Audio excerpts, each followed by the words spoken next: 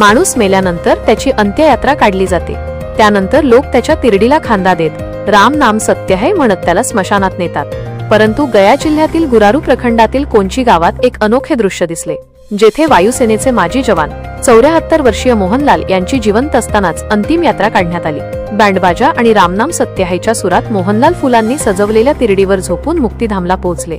त्याच्या अंत्ययात्रेत चल उड जा रे पंछी अब देश हुआ बेगानाची धून वाजत होती। संपूर्ण मोहाल गंभीर झाला।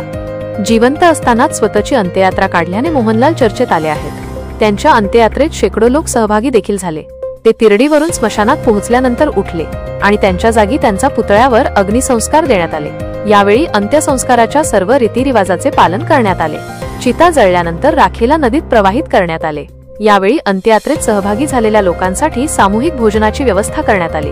या संदर्भात मोहनलाल यांनी सांगितले की व्यक्ती जेव्हा या जगाचा निरोप घेतो तेव्हा तो पाहू शकत नाही की त्याच्या अंत्ययात्रेत कोण कोण सहभागी झाले। मला पाहायचे होते की माझ्या अंत्ययात्रेत कोण कोण सामील होते। मेल्यानंतर काही कळत नाही। मला हे दृश्य पाहायचे होते। मला जाणून घ्यायचे होते की मला किती मान सन्मान आणि स्नेह मिळतोय। मोहनलाल यांनी अनेक लोकोपयोगी कामे केली आहे। पावसात अंत्यसंस्काराला होणारी अडचण पाहून त्यांनी आपल्या खर्चाने गावात सुविधायुक्त मुक्तिधाम उभारले। गावकऱ्यांनी सांगितले की मोहनलाल यांचे काम आमच्यासाठी प्रेरणास्रोत आहेत। मोहनलाल यांना 2 मुले असून एक डॉक्टर दीपक कुमार कोलकाता येथे स्थायिक आहेत, तर दुसरा मुलगा विश्व प्रकाश शाळेत शिक्षक आहेत। त्यांना एक मुलगी देखील असून ती धनबाद येथे राहते। मोहनलाल यांची पत्नी जीवन ज्योती यांचे 14 वर्षांपूर्वी निधन झाले। मोहनलाल सर्व कामे त्यांच्या पेन्शनमधून मिळालेल्या पैशातून करतात।